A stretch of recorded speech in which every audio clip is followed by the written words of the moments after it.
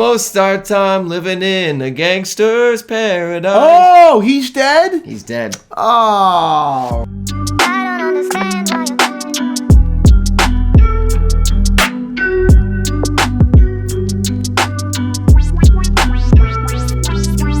What is up, Watch Fam? I am Christian, the curator of the Theo and Harris Watch Shop. This video is sponsored by Squarespace. Are you looking for a website or domain? Well, then more on that later. I'm Michael. Today we're talking about my dream watch collection, Yes. but confining it to 5 watches. Yep. So I took a very practical approach, Yes. in categories, knowing myself, very introspective, very classic me. You spent a lot of time thinking on this. I spent a lot of time on this. Yeah. I am wearing my Breguet Tradition. I love this watch. It's gorgeous. It's probably the watch I get the most compliments on, and it's not on the list. Zenith Revival Shadow.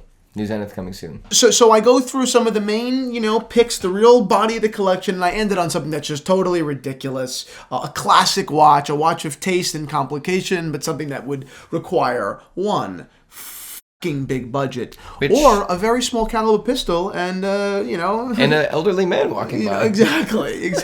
Speaking of, one of my friends saw your work. Urwerk. Yeah. Oh my god. Crazy, right? It had an amplitude complication on the side, so you could Amplitude tell of what? like of the watch, so you could tell Oh, how wow. well it's running. Wow, that's wild. And then there's a key in the back if it's running slow or fast, and you can change it. Oh shit. It's like, whoa.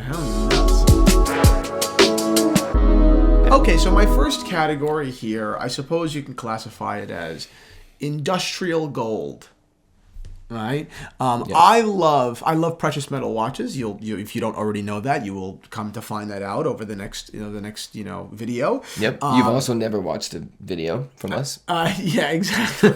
I love yellow gold specifically, and there are other metals here as well, but that's where I started. Right. Yes. And my 2 favorite industrial yellow gold watches are by different brands, and yet I think that they are cousins, or rather one is a descendant of the other. Okay.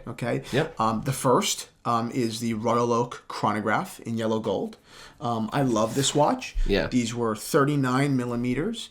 These were not in-house calibers. These were modular movements. Which sometimes is cool. When you get a brand this high, just fine by me. But also when you go AP level, they didn't just grab it off the shelf movement. They're like, no, they still took it on order. We had some, I don't know, a brand, JLC for example. They didn't make this, I don't know, but like we had an incredibly esteemed movement maker make it, yes, which is beautiful in itself. It is. I love them, particularly with patina. I love this watch. Yes. This watch would compete in someone else's collection, for argument's sake, against a yellow gold Submariner, which I love those as well, particularly 1680s, sure, with purple dials, etc. But for me, I just love industrially finished precious metals. Well, here's a question. And the Submariner is not industrial. It's just not. It's soft. It's a sports watch, but Yep. to call it industrial would be wrong. Why do you always go chronograph with the AP? I just prefer it. I think it looks cooler. I think I just prefer it. Not modifying the case really at all. No. And just adding 2 It's little very pushes. true. It's very true to the case. Yeah. Very true to the original design. And the reason I love, this idea of, and it's not just precious, because Gerald Genta originally with the Royal Oak was a steel watch, right? Of course, yeah. But the whole idea was something that is both industrial and rich, right? The Royal Oak and steel wasn't precious, but it was still rich. Of course. And it's this idea that something can be industrial and elegant, and it's this juxtaposition, and that's a feat of design, right? Yeah. So I love this watch. This would be something that I would love to own. 100%. But I actually have what I look at as competitor to this watch, although it's vastly different. But arguably cooler. It is Cartier's Santos Carré, and I have it in 18 karat yellow gold. It's the same watch that Gordon Gekko wore in Wall Street. I've been looking for this watch for a long time. Incredibly difficult to find. Not to even buy, to find. And then to find in the condition that I own it in is truly special. Yes. It was a massive snowstorm in New Jersey last winter, and someone posted 2 of them on Facebook. It was one men's size, one's lady size. And I bought them both. Yep. I was giddy, and it was snowing, and I was drinking hot chocolate. Oh! And then I sent a photo to my girlfriend, and I said, look what I found. And she didn't show any interest, so I sold the ladies one, and I kept the men's one. How many girlfriends out there, including my own and yours, I'm just offering beautiful pieces of no interest. jewelry. No They're interest like, at all. I already have one. I already have one. I have a No, 10X. you fucking don't. Yeah, oh my Okay. God. So now what I mentioned before was one is a grandchild of the other. Yes. So now obviously the Cartier is the grandchild, right, of the Royal Oak, Grandchild? industrial design. Well, child, but Did the Cartier come after? the Santos Carré. Oh, okay. Yes. But good, you were a fucking piece of shit because you actually did beat me to my point. The Carré came after the Royal Oak, but actually the Santos came way earlier. And although the Santos, even when put on a bracelet, because they did come on bracelets occasionally, the bracelets were very fine. They were not industrial by any means. Right. They were elegant watches in their strap, but they were still pretty refined in their case, but still for the era they were industrial, right? It looked like an airplane. It had the bolts and everything like that. So really, it wasn't Gerald Genta that originally thought of this idea of putting beside meeting the worlds of industrial and elegant. Right. It was really Cartier all those years ago. Yeah. So that's definitely an interesting piece of like historical. Where did it come from? What is the origin? Who introduced this idea, which existed elsewhere, into watches? Which I will say Cartier, maybe not into watches this early, but their jewelry has always or not always. Well, that was still the '60s, though. I mean, Yeah, it's fine, not always, Aldo but- Cipulo did the Love, which is obviously this industrial kind of design, Yep. as well as even more so the Juste un Clou, which is the nail, Exactly. and that was industrial. Oh, yeah, truly. of course. So Cartier certainly really introduced this idea before Audemars Piguet or Gerald Genta. But Right.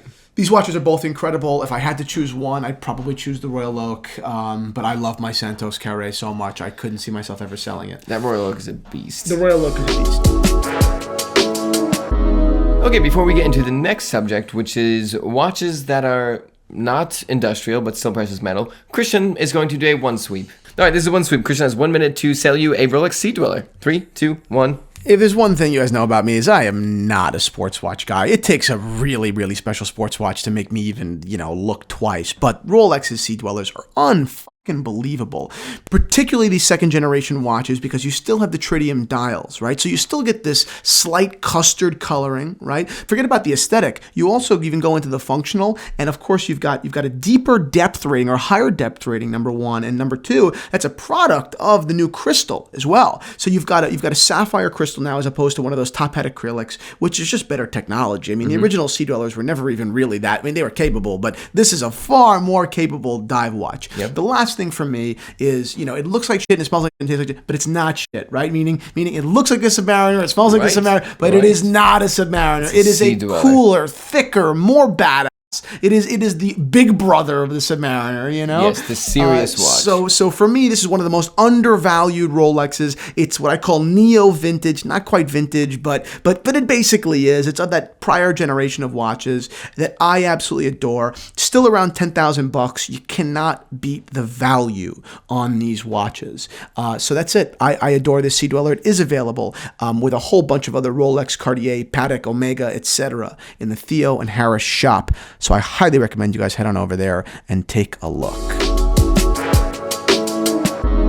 So now the next category here is no longer, in yellow, gold, and industrial. Okay. I need white metal.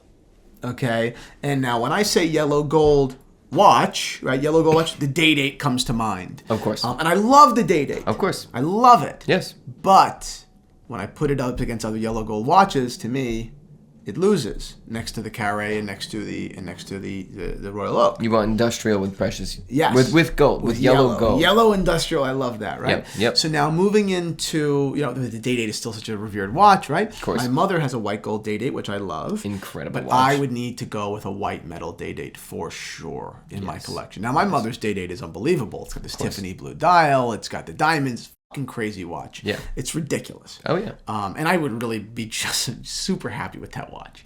Oh, I'd be a pleased pig. Please pick. Yep. But the two that I chose here are one, the Platinum Day-Date. Which Right. we've learned about the actual metal. It's a very weird discussion between hardness and everything like that. But we did learn about platinum patina, which I'll talk about after you talk about these watches. 'Cause Yes. it's fascinating. So I love this platinum day date. It looks a hell of a lot like a white gold day date, of course, but it has this ice blue dial that should only be on platinum watches. I've heard they come on white gold sometimes too, which I don't love. Sure. But that's the first one that I would look at. To be honest, it was the watch that I always wanted, and I now, with my mom's, I don't know if I would prefer it to my mom's, because my mom's is so beautiful. Wow, okay. That being said, I've always admired this watch. Truly, I think it's remarkable. Yes. And if I didn't pick this one or my mother's, I would still stay in white gold, day date with color dial. Yes. For sure. For sure. Right? Yep.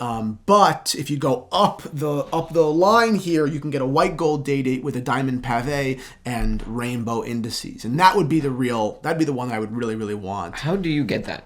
You can get them. First of all, you can buy them on Chrono. I mean, which they're out there on the market. Yeah. They're about $100,000, which is a lot of money. Truly. But I don't know. I mean, to me, they're unbelievable. They come from Rolex? There's a Rolex watch. Wow. From Rolex. Can you get it on the website? Can I just click buy now? Why can't I just get one right now? So I adore this watch. I think it's yeah. really, really special. I think that, and it's harder to tell here, but maybe in the Rainbow Daytona you could tell a little bit better. It's the way that Rolex selects these stones and that the colors have no large jumps, right? It's Yep. the perfect gradation in color. And Yep. that to me is unbelievable. So that would be my second category, which would be white metal, which is always for me precious. And before we get into Yes. that, real quick, platinum patina. I can't explain it perfectly, and all the articles I read are referring to rings, which is a bit less complicated than a watch. But apparently, if you scratch gold, that gold is gone, of course. Platinum is so dense, I want to say, that when you scratch it, it doesn't fall off, it just moves.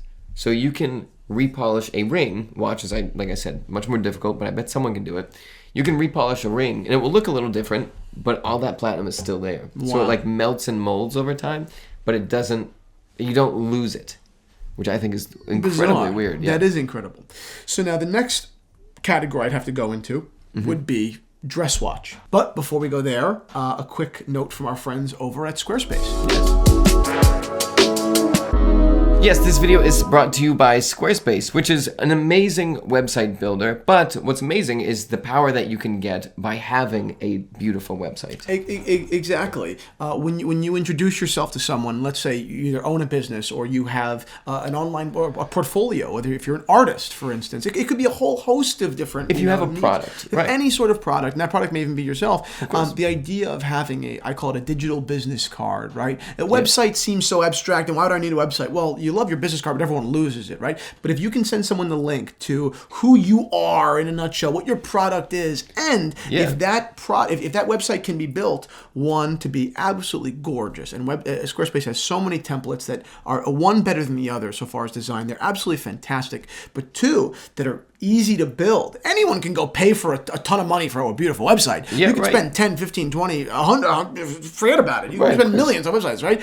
But even simple websites cost thousands and thousands of dollars to make. Yeah. But through Squarespace, you can build it incredibly affordably and beautifully. And that's what I love about it. As a businessman myself who has no aptitude in web development, that was a huge deal for me starting my business. I couldn't have done it without Squarespace. These days, of course, you need the elevator pitch. You need the quick meeting someone in real life pitch, but you really need to follow up with a website immediately. Because if I pitch something to you and you like it, I don't want you to have to wait for a follow-up email where I recount what we talked about. Exactly. Here's what I'm pitching. Here's my services. I want to see, okay, you're going up the rest of the way. I had to get out. You're on your phone. You glance on the website. This is cool. Exactly. You need that right away. So thank you to our friends over at Squarespace. And Yeah, if you want to get 10% off a website or domain, you can go to squarespace.com/Theo Harris. so thank you guys so much again for sponsoring the video. And you guys definitely head on over there and make that a reality. Yeah, like right now. Dress watches. Dress watches. If there is who are some famous people? The Dale Earnhardt Jr. of driving. The Lin-Manuel Miranda of musicals. You are the Pope of religion. The Pope of religion. You are the Christian Zeron of dress watches. I love dress watches, and I thought about this for a while because I spent so much of my time buying dress watches, so it's ridiculous. And you have gone where not many men specifically have gone before. Yes. With smaller and smaller watches. Yes. And you're fighting through quite a bit of feedback from Instagram. Yeah, some people don't like that I wear super small watches. I don't know. I'm not making a statement. I really just like them. I really just like them. Yeah. Yep. So I chose, and again, this is such a difficult thing because there are just so many watches. I can make a whole list of 100 dress watches I would bite someone's ear off for. Of course. Well, you do it for much less. For much less. But I just chose two off the top of my head that are no-brainers for me that I adore. And one I actually own. My Bulgari Tank is a watch that I adore. And you won't sell. And I won't sell that watch. You have incredible offers for it. Oh, incredible offers for that watch, and I won't sell it. Yes. Long story short, at some point in the 1970s, Cartier contacted Piaget to manufacture some of their Cartier tanks. Tank Louise, Tank Normals specifically. A couple other models as well, but those two specifically. Either during their partnership or after their partnership had terminated, Piaget continued to manufacture these Cartier tank cases. Now, I should make it clear, even though they were only branded Cartier, and even though they were using this Tank Louis or Tank Normal style, there were differences in the case. They were extremely thin. They were even thinner than Cartiers that were being made by Cartier themselves, specifically. Of course. Specific little differences in the case sizes and proportions. So, later on, Piaget kept that case. Yes. And in collaboration with Bulgari, I presume as a retailer, almost the same way as Patek used Tiffany, of course, they released in super small numbers these Tank Normals. Right, and I own one of those watches. Mine is in white gold with diamond bezel, diamond side sides, rails, basically. And they're absolutely gorgeous. Of course, it's factory. It has a white dial. I adore this watch. I do not wear it that often, but I really ought to because I really think it's one of the most special watches out there that I could own. I'm very, very lucky to own it. That is your Goldberger watch, if there is one. Right, if I have a Goldberger watch, that is it. Now, the other watch, which is a little bit more mainstream, would be a Cartier Crash, but not a Paris, a London. These watches are, somewhere between, $500,000 and $1.5 million at this point. Okay. So it's quite expensive. Right. Again, quick little history. People say that it was a Cartier Benoit that was melted in a car accident. Of course, that's not true. Of course. What does it remind you of, right? If it looks like shit and smells like shit and tastes like shit, it's usually shit. It looks like a Salvador Dali, right? The Persistence of Memory, I believe the name of the painting is, right? Yeah. It looks like the melting clock. So why does it look so much like that? Well, because I think it was stolen from that. And you say, well, why does Cartier make up a story about it? Well, I don't know. I don't know the answer. Right. Would Salvador Dali never get involved with Cartier? Well, would he ever get involved with watches? Of course not, right? Of course not, right? Well, not true at all. Salvador Dali had a complete collection in collaboration with Piaget, actually. So he was working with another brand. So to me, if I had to take a guess, I would say Cartier approached Dali. I would guess that they couldn't come to a favorable arrangement. Of course. Salvador Dali then went to Piaget, basically telling Cartier to go f*** themselves. Yes. And Cartier, probably speaking to attorneys, said, oh yeah? I bet we can take what we wanted from you without using you. Yeah. Just take it. And release it and commercialize it and make a fortune off of it. Yeah. And I think that's exactly what they did. And I think that they used this bullshit story about this car accident to mask that. Yeah, what do you mean it's from Dali? It's this old woman got in a car accident and her watch melted, but then she came in the next day and gave it to us. Exactly. And it's funny, too, because I've told this story before, what I believe is the story online. And I got a message from the grandson or the great-nephew, I think the grandson, of the case manufacturer. He was incredibly rude. And he was incredibly upset. Rich people in the watch industry. Yeah. He was incredibly... Rich heirs in the watch industry. It's so weird. He was incredibly upset that I would say something like this perpetuate this nonsense, right? Yeah. To which I responded kindly, but I wanted to say, well, it's rather known that your grandfather also manufactured Cartier crashes in his home. Not for Cartier. If my grandfather was a fraud, and selling them as Cartier crasches. So if my grandfather was a fraud stealing from Cartier, I probably wouldn't be throwing too many stones at other people.